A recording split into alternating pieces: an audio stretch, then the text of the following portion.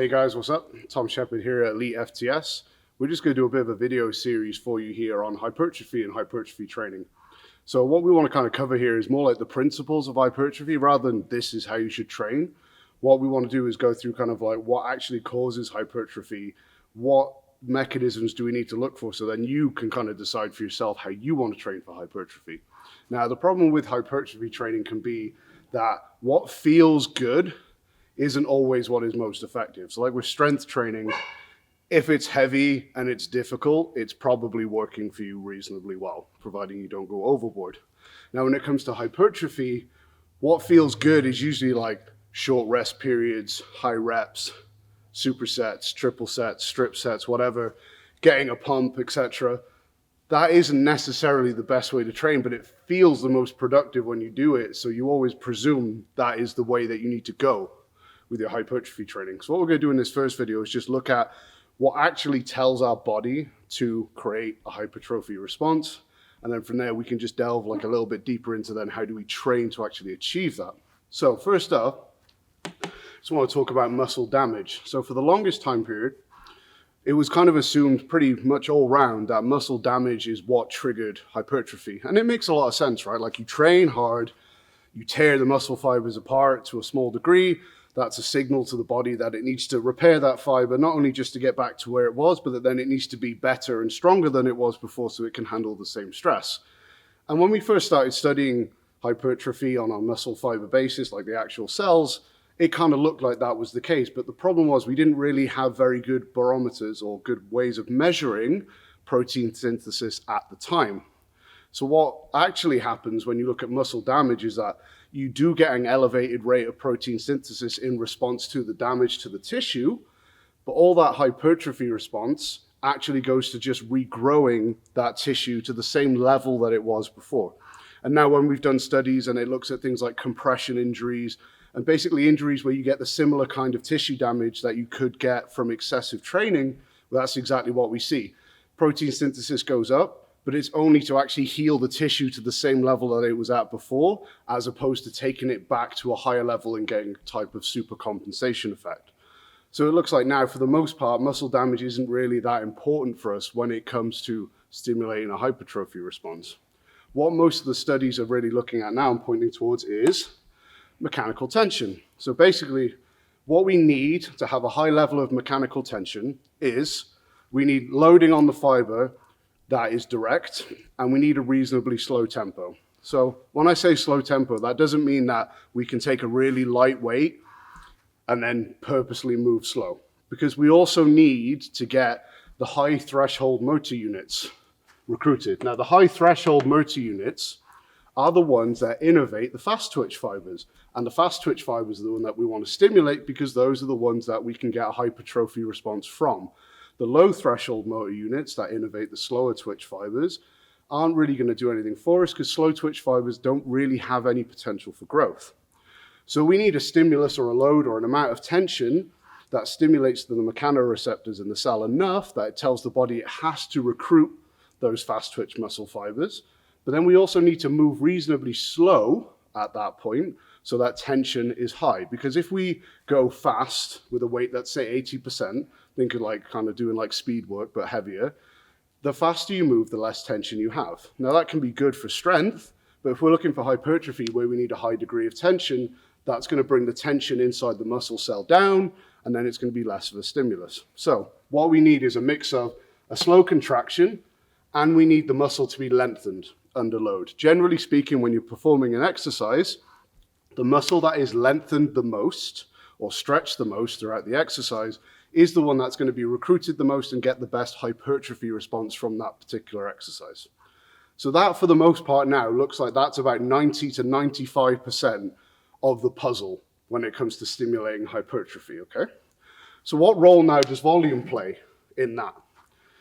But again, there's been a lot of pools of thought where like basically escalating volume is how we constantly achieve adaptation, get more and more hypertrophy. The problem with that is when you look at that over a long enough scale, then everyone ends up in the gym training for 6 to 8 hours a day, 7 days a week, and we only have a certain capacity to recover. So the role that volume plays here is that there is a minimum and a maximum threshold of volume that we need to be within to get a proper response from our training. If we don't hit the minimum threshold of effective training or effective reps, which is what we're going to cover in the next video, we get little to no hypertrophy. And that's the biggest problem we see in most gyms now, is that people don't push their individual sets hard enough to get a proper hypertrophy response from that set, but they try to compensate for that lack of intensity by just doing more volume. And all they end up doing is doing a lot of volume that isn't actually getting us those money reps, so to speak. And then we have a maximum threshold there, which is basically we have maxed out the signal that we can give to our body that hypertrophy is needed, and that once we go past that, we're just doing more work for the sake of doing more work. And more often than not, we're going to diminish the response that we get because it takes longer to recover from that increased workload. Now, on top of that, we've also got lactate and growth factors. So basically pump, bro, bodybuilder style training. Now that does play an effect here. When we fill a muscle with lactate, we get more muscle damage due to calcium ions buildup. That actually causes a response where we get a spike in things like MGF, IGF-1 and growth hormone, basically all these anabolic signaling hormones that can enhance the stimulus or the signal that we get from the mechanical tension. So remember up here, what we do primarily is stimulate the mTOR pathway, which is the really important one for hypertrophy. What we get down here then, with that lactate and those growth factors, is we can enhance that signal once we have it. So think of it kind of like the dimmer switch on a light. Once we've switched the light on, we can make the light a bit brighter by stimulating an accumulation of lactate and getting that growth factor release, MGF and IGF, etc. But if the light isn't on in the first place because we haven't stimulated it through enough mechanical tension, it's not going to be enough on its own to have an effect. So whilst it can play a role, it needs to not be the sole focus of your hypertrophy training. Otherwise, you're not going to get the desired response that you want. So what we're going to do in the next video is basically take this principle of mechanical tension and then kind of delve down into what does that look like, and then how do we look for that within our working sets and our reps of our program. So in this second video, we're going to go through what effective reps for hypertrophy looks like. Basically, it's a principle that you can use to track your effective volume for hypertrophy. So remember, when it comes to hypertrophy, mechanical tension is the main thing that we're looking for. So to get good mechanical tension during an exercise, we need two things. We need there to be a slow tempo, and we need there to be a high tension on that particular muscle group. Doesn't necessarily mean that it has to be an isolation exercise for that muscle group, but at least it needs to be an exercise where that muscle is loaded well, obviously. Now, when we say slow tempo, we're referring to a slow tempo that is essentially involuntary. Again, like we said in the previous video, going slow on purpose isn't going to get you the recruitment of those high threshold motor units and the fast twitch fibers, which we need for this. So when we're saying slow tempo, what we're talking about is that you start your set of curls with a weight that you could do 12 times. And then as you approach to failure, even though it's a weight that you can do 12 times, as the peripheral fatigue and the cumulative fatigue builds up, the rep speed at which you can move that same weight becomes lower. That's what we're looking for. So it's an increase in tension and a decrease in speed due to a cumulative fatigue effect within the set. Okay, so also known as peripheral fatigue. So what we need for that is we need to get close to failure to achieve that. We don't have to go to failure on every set, but generally speaking, we're going to get the recruitment of the high threshold motor units when we achieve 80% effort. Now, that doesn't mean that you need 80% on the bar to start, but it means that you're going to start recruiting those fibers and getting effective reps when the weight on the bar represents 80% of your ability at that moment in time. So if we just say we start with 60% on the bar and we fatigue at like 3 or 4% per rep, by the time we get to say 5 or 6 reps, fatiguing at 3 or 4% every rep, we start getting towards that 80% zone. Now, after that point is when the reps start becoming effective. So what that looks like is, just for an example, if we take a set of 10, and what we're talking about here is one set in reserve. All that means is that if you absolutely had to, you could have done one more rep, one full rep. The next rep wouldn't have been when you failed. It would have been a complete rep that you could have achieved. What happens is we only get that maximal fiber recruitment and effective reps for the last 5 or 6 reps of that set. No matter what you do, you're not going to get more than that within one set unless you use some intensifying techniques that we're going to go over in a future video. So No matter what we do, we're going to get 5 if we stop one short failure, or maybe 6 if we actually go to failure. So the first 5 reps of that set of 10 are simply there to fatigue the motor units enough that we then get high threshold motor unit recruitment and effective reps for the 5 reps that follow. So here we've got like a 50% efficacy of effective reps compared to what we might call ineffective reps. These are just preparing us for the ones that we really want to achieve. So now if we look at that in the context of a set of 20, again, let's just say we go to 1 rep in reserve, so we don't go to absolute failure. Now this time we still only get our 5 effective reps at the end, because that's all that we can get, because we need to get to 80%, and then there's only so much work we can do once we're at 80%. But this time, we need to do 15 reps to get us to that point, okay? That's not necessarily a bad thing, but we need to spend more time building up fatigue with a lighter load before we get to enough level of fatigue that we end up getting effective reps or the money reps that we're really looking for. So let's say we do a set of 6 with 1 rep in reserve. Maybe we've got, say, 77, 78% on the bar. If we fatigue at 3 or 4% per rep, then we complete 1 rep, we're going to be at 80% or above. So once we've done our 1 rep here, all the reps that happen now for the rest of that set are at 80% effort or above, and they are effective, okay? But what this really shows is not that you should necessarily have to train using a certain rep range, but that you can train for hypertrophy in an effective manner, regardless of what rep scheme you use, provided the intensity is taken to the correct place. Now, there are certain upsides and downsides to using certain rep schemes on tendons and things like that, which we can talk about in a moment. But the important thing to remember is that there is no set in stone best hypertrophy rep zone, providing that the intensity is in the correct place. Now, the problem can be that, especially for a lot of the people watching this, you're probably a strength athlete or at least training heavy to some degree. We could say, well, you know, if I want hypertrophy, why would I bother doing a set of 20 and doing all these reps here that don't really do a lot for me? If I can just do this set of 6 here, I only do 1 rep, which isn't effective, and then all the rest are great. But the problem with that can be if you're already lifting heavy on your other compound lifts, then your joints, your ligaments, your soft tissues can start to become the limiting factor, and they can start to get beat up too much. So sometimes it can be more effective for people who are already doing some of their training heavy to do higher reps in the hypertrophy work to save the joints and ligaments from that element. Now, you can make the argument that this is a bit more effective. So if we're doing all our hypertrophy in a high rep zone, we are getting a lot of ineffective reps, which does affect our recovery to a small degree. So most of the time, you don't want to go too high, say like sets of 20 to 30, because the amount of ineffective reps you accumulate can really start to affect how much volume that you can recover from. But if that's what you need to do to keep yourself happy and your joints happy, then that's absolutely fine. Likewise, in theory again, why don't we just do sets of 5 or 6 then? Some exercises don't lend themselves very well to doing low reps. Take something like a dumbbell lateral raise, for example. Doing sets of 5 to 6 on a lat raise is most likely not going to give someone a good mind-muscle connection with their lateral delt.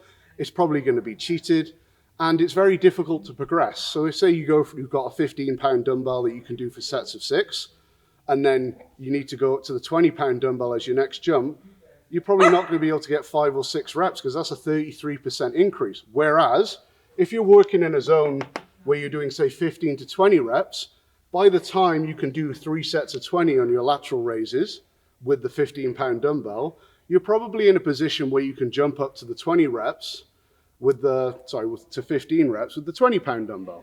So it can make it a bit more approachable by adding reps to the rep scheme as opposed to adding weight straight away for smaller movements.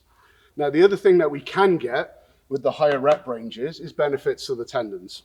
When we work in the higher rep zone, especially for hypertrophy work with like isolation and machine-based movements, we can strengthen the tendons as well. So that can be, again, very useful for strength athletes who A, maybe are already a bit beat up from their strength lifting, and B, need strong ligaments and tendons so that they can handle the workload on the heavier compound-based lifts. Perfect, okay? Now, if you're someone who exclusively trains for hypertrophy and you don't have to worry about that, it's probably better to spend most of your time training in the 6 to 10 rep zone, because then you get less of those cumulative ineffective reps. So you get your effective reps done in less total work, and it's more efficient. Okay. Now, when you're looking in terms of how much volume you should do, we're looking for generally 20 to 25 effective reps per muscle group per week. You can split that up however you want. Now, the more advanced you are, the higher that might be, and the more of a beginner you are, the less it's going to be. For example, some like complete beginners or untrained individuals who've had a layoff for a long period of time, something like that, as little as 10 to 12 effective reps per week can be enough for them to get a maximal hypertrophy response. But for the average trainee, you're going to need to accumulate 20 to 25 effective reps at least per week to get the maximum amount of stimulus. So again, if we go back to our set of 10 here, taken to 1 rep in reserve, we're getting 5 effective reps. So if we do 5 sets in that manner for that muscle group, we tick the box and we get our weekly volume requirement for maximizing hypertrophy. Now, you don't have to do all of those 5 sets in one workout. You can split it up throughout the week however you want. And in fact, all the studies now pretty much back that up, in that providing that you equate for volume and intensity, how you want to split your volume across the week doesn't really matter too much. And in fact, I would make the argument that sometimes splitting the volume can be better for a muscle group or for an exercise, because then you end up doing more of the work in a fresher state. By the time you get to the 4th or 5th set of those 5, quite often you're going to be in a fatigue state, and then your muscle recruitment might not be as good, your technique might not be as good, any factor like that. So that's kind of how you can then plug that into your training program, thinking, right, how much of each exercise do I need to do, or per muscle group do I need to achieve the maximal response that I can get from my body in 1 week? Now we're going to look at basically exercise selection for hypertrophy. So if we're aiming for 20 to 25 maximum effective reps, like we went over in the previous video, if mechanical tension is all that matters now for hypertrophy, and we can get that from any exercise that targets that muscle well, is there any point in doing compound lifts for hypertrophy? Now, you can make arguments both ways, and as with everything, the answer is pretty much always it depends. Now, the benefit that we're going to get from compound lifts for hypertrophy, in a purely hypertrophy sense, obviously if you're a strength athlete, they have carryovers that are different, but it's that it's going to be a time-saving tool for you, for the most part, okay? So if we just take on here, just a typical example of like a push, typical bro workout, right? We need to hit 20 to 25 effective reps for pecs, front delts, and triceps, just to simplify things, okay? Now, as we discussed in the previous video, if we're pushing to 1 rep short of failure, most of the time we're going to get 5 effective reps that add to the hypertrophy stimulus when we do that. So if we want to clock up 25 effective reps for all 3 of those muscle groups, what we end up doing is something like this. Take like a chest fly movement to isolate the pecs. We do our 5 sets, 12 to 15 reps, or whatever it might be. Remember, the rep range doesn't matter too much here. We get our 25 effective reps. We do the same for front delt raise. We do our 5 sets, whatever the rep range might be, taken to the right intensity. Again, gets us 25 effective reps. And last but not least, tricep push down. We do our 5 sets, and we get our 25 effective reps. Great. We've done 15 work sets on 3 different exercises, and we've pretty much maximized the stimulus that we want for those 3 muscle groups. Perfect. Okay, so now, what if we are average Joe? We got a 9 to 5 job, we got kids at home, we can't spend 2 or 3 hours in the gym every day, we can only go a couple of times a week, whatever it might be. What if we need to be a bit more time savvy in the gym? What do compound lifts do for us in that scenario? So if we now take a bench press, let's say we start our workout with that instead, and we're going to do a tried and tested 5x5 at 80%, which, by the way, is probably one of the best strength building methods that you can do, because the reps are low enough and the weight is high enough that you get good neurological adaptations. So we're over that 80% zone, or at least matching it. And because we can do enough volume with it, we can build up a decent amount of effective reps. Now, the problem is that when we do a compound movement, the whole idea is that the load is not spread on one muscle at all through the lift. That's the whole point of doing a compound movement is that we spread the load across multiple joints and multiple muscle groups.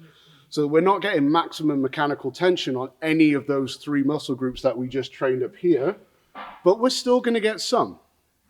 So let's say we do our 5x5 at 80%. In theory, we get 25 effective reps still, but now it's for a compound lift as opposed to targeting one muscle group with an isolation lift. So let's just say, for example, again, these numbers are just picked out just to give you an idea of how this principle works. Let's say that the way that we bench press is 60% effective at recruiting the pecs, okay? So then when we do our 25 effective reps for the bench press, 60% then is working for the pecs. So it's 60% effective. So we get 15 effective reps for the pecs by doing those 5 sets of 5 with the bench press. Okay, great. We're still 10 short of what we got up here. We haven't hit 25 yet, okay? But let's also say that we get 30% efficacy for our front delts. So now, out of that 25, we also get a stimulus of 7.5 effective reps for the front delts. And then let's say, for example, we also get the same 30% efficacy for the triceps. We end up with another 7.5. So we can end up with the sum being greater than the individual parts here, okay? So those 25 effective reps for the compound movement itself can lead us to get a greater number of effective reps for the muscles involved in them.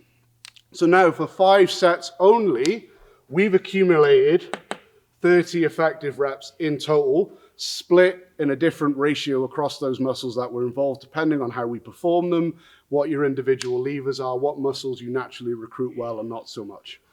So now, we've only done 5 sets of one exercise, but we've now given ourselves only 10 to get here, and then we've given ourselves, 7.5 there, 17.5 there, 17.5 there to get, okay? So now we can achieve that maximum stimulus with 2 sets on a pec movement and then 3 sets on an individual front delt and tricep movement. So that gives us 8 sets in total now to hit 25 effective reps for all 3 of those muscle groups, okay? So we've done 5 and 8. We end up doing 13 sets instead of 15. Now the difference is actually greater than that. What you're looking more at is, say it takes us 15 here, it's probably only going to take you 1 or 2 reps on those individual isolation exercises after that 5x5 to max out the effective rep response that you need, okay? So that's where compound movements can come in for a trainer who is only after hypertrophy, is that it's a time-saving tool. And again, when we were talking about rep ranges earlier on, yes, you can get the exact same hypertrophy response from higher rep ranges, but you end up doing more work to get to the money reps at the end of the set. So if all of your sets are high reps, then you end up doing more work to recover from to achieve the same stimulus. So if we can include at least some compound movements in our training, then we can again whittle down the amount of volume that we need to hit this upper limit that we need here, and then we give our body less volume to recover from. Obviously, the downside with these compound movements is that neurologically speaking, they take more to recover from.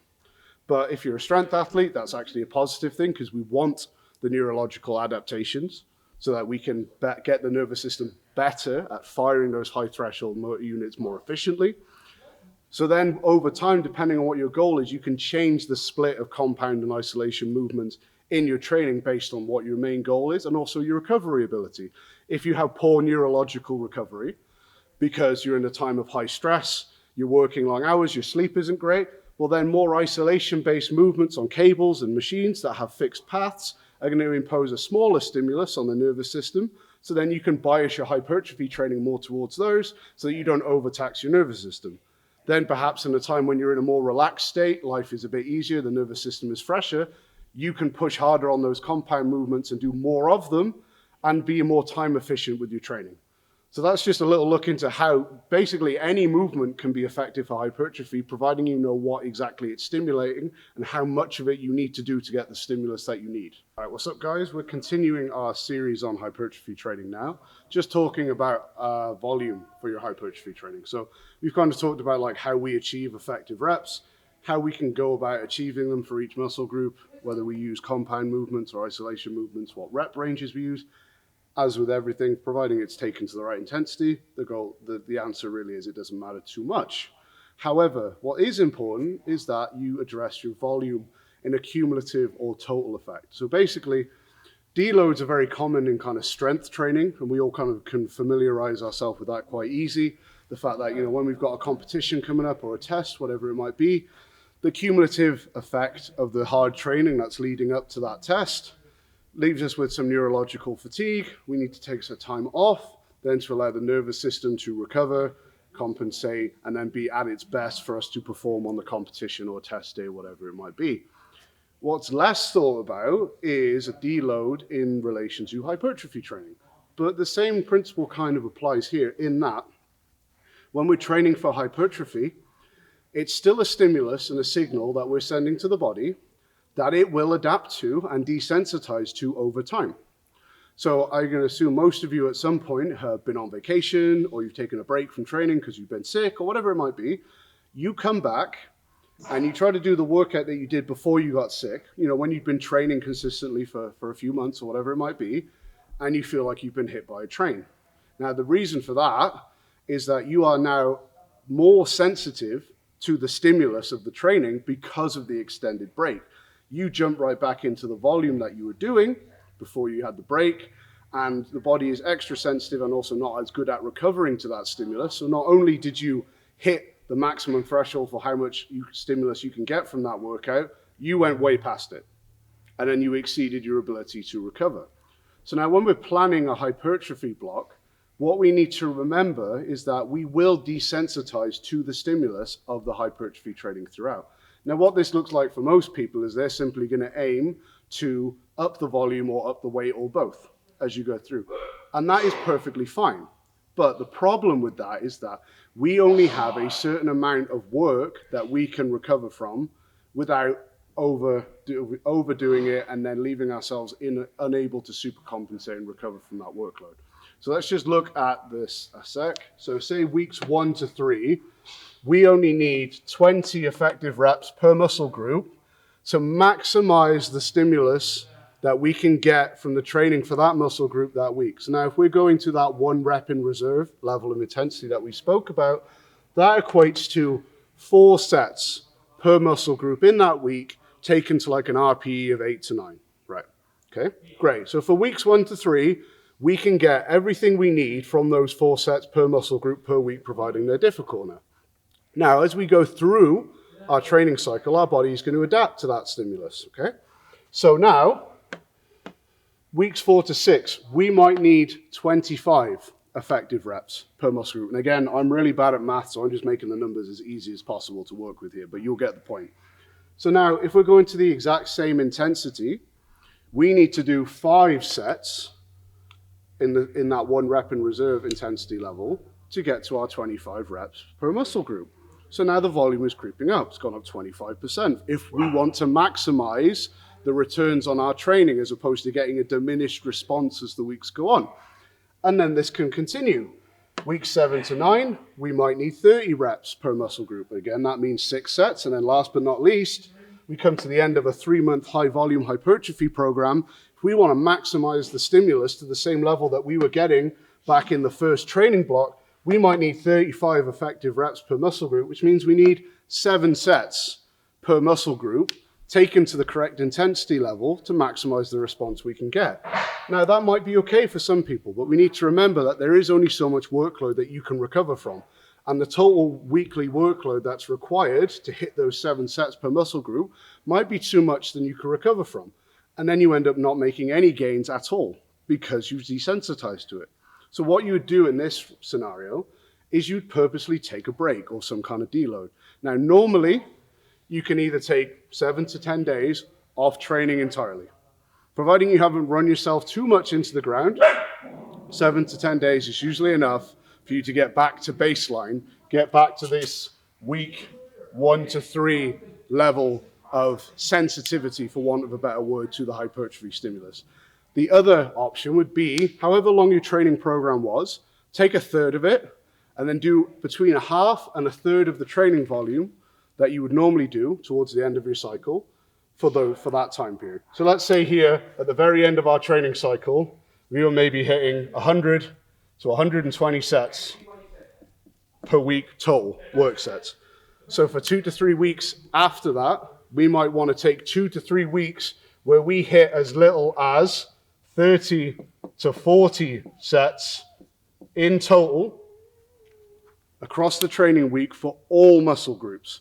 What that's going to do is, we're not doing that because maybe you might not even need to deload because you're feeling beat up. What you're doing it for is the fact that you can't just continually keep doing more volume forever. At some point, something has to give, and at some point, we're just going to stop getting the response that we need. So we're going to take a deload and a step back in volume, purely so that when we go back to the training afterwards, we're going to be here again, and we can get everything we need out of 4 sets and 20 effective reps per week. So that's why even if you're training for purely hypertrophy, unless you want to train progressively more forever, you need to have some kind of volume cycling built into your programming, and at least in the long term, so you can stay sensitive enough to the stimulus that the workload is recoverable.